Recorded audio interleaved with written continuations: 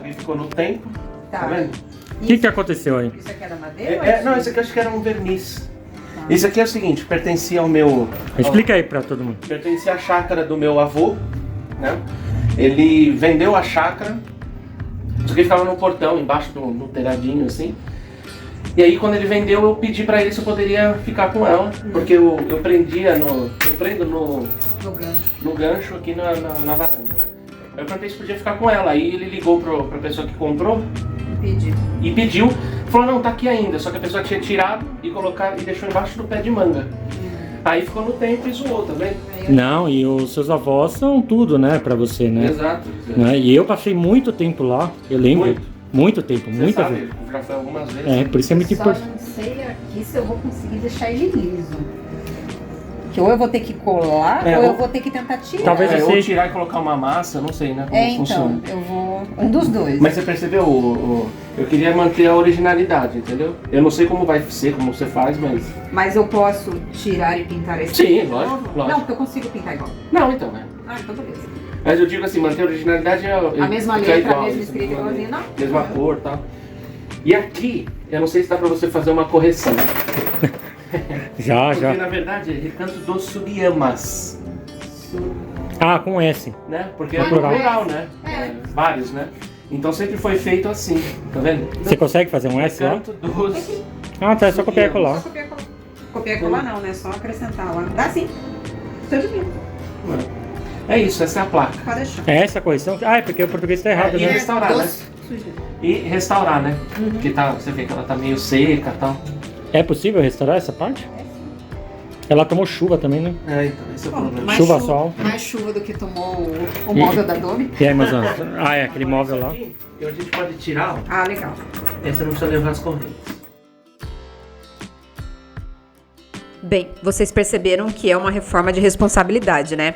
Primeira coisa que eu fiz foi pegar papel vegetal e tirar o risco da frase da placa para eu poder reaplicar depois que eu tratasse a madeira. A parte da escrita para mim é a mais fácil. O que eu não sabia era como seria fazer o trabalho na madeira. Como ela estava bem judiada por conta de ter ficado no tempo, eu não sabia quanto de trabalho ia me dar para poder mexer com ela.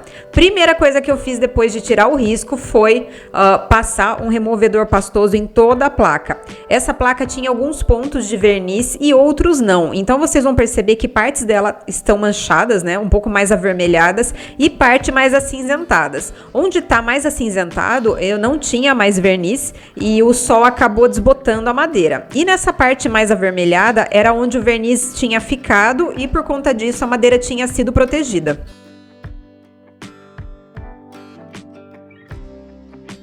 Demorou um bom tempo para esse removedor pastoso soltar o verniz e a tinta da escrita que estavam na placa, e eu tive que repetir esse processo do removedor pastoso 2 vezes no total. Aí dá para ver que ele começou a soltar um pouco, mas o vídeo tá curtinho, tá? Realmente deu bastante trabalho essa parte da remoção do verniz e da tinta da escrita.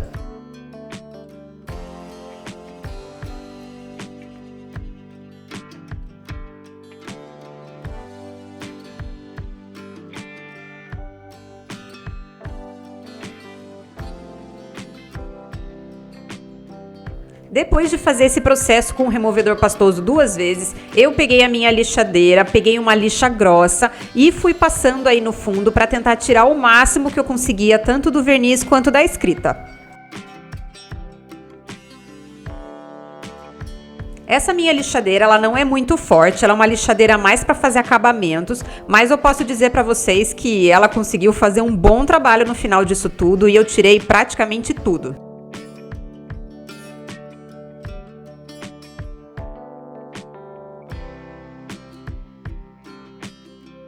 E olha que interessante, onde estavam pintadas as letras, a madeira foi preservada na tonalidade natural. Então ficou a marca mesmo depois que eu tirei tudo do fundo. E tudo bem. Mesmo lixando bem essa placa, eu não consegui deixar lisa a parte que estava estragada no centro, que tinha a parte da madeira que estava bem levantada por conta do sol e da chuva que essa placa tomou. Então eu tive que pegar uma espátula e ir arrancando essas partes levantadas para deixar tudo o mais liso possível. E dá para ver aí que ficaram 2 buracos consideravelmente profundos no centro da placa, que eu sabia que eu ia ter que acabar consertando depois utilizando massa.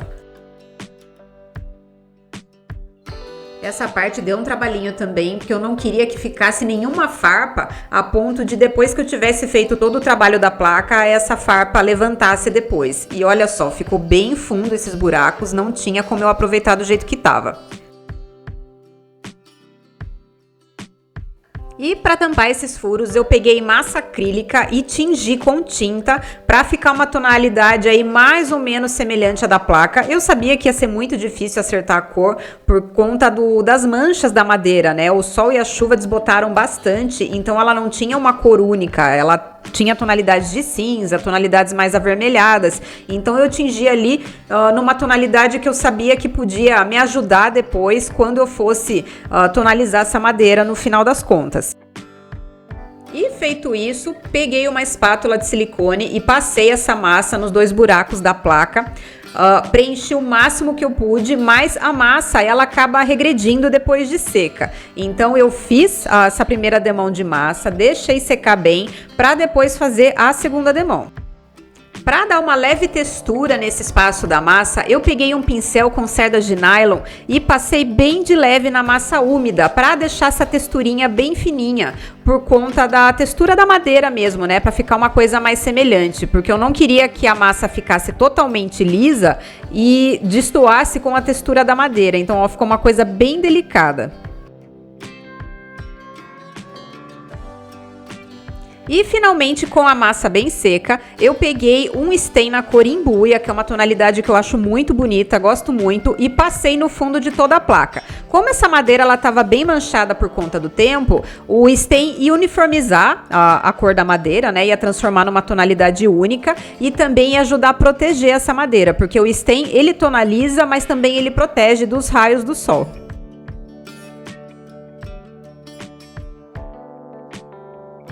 Após a secagem completa do stain, peguei o risco da frase que eu tinha tirado no começo do vídeo e repassei na placa para poder fazer a pintura das letras novamente. Utilizei um carbono de costura aí e repassei em toda a placa.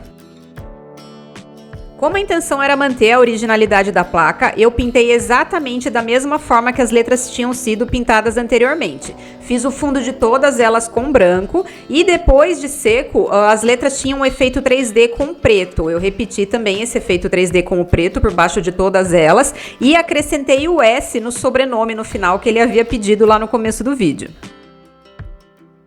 Esse é um trabalho que tem que ter bastante paciência na hora de fazer, porque as letras são grandes, o fundo branco não é uma coisa tão fácil de fazer, porque é uma tinta que dá mais trabalho para cobrir, né? É uma letra clara sobre um fundo escuro, então tem que ter paciência e cuidado mesmo e respeitar o tempo de secagem da tinta. Mas é o tipo de trabalho que eu gosto muito de fazer, sou suspeita, eu gosto muito de fazer esses trabalhos que tem mais detalhe. E com a escrita bem seca, passei uma demão de cera para madeira em toda a placa, deixei secar bem e vim lustrando com uma flanela para deixar um acabamento acetinado e proteger essa pintura que eu fiz na escrita. Fica um efeito bem bonito, um brilho discreto e uma proteção a mais para a placa. Agora, será que ele gostou da placa? Me diz vocês. Espero que vocês tenham gostado. Muito obrigada e até a próxima. Um beijo grande. Tchau, tchau.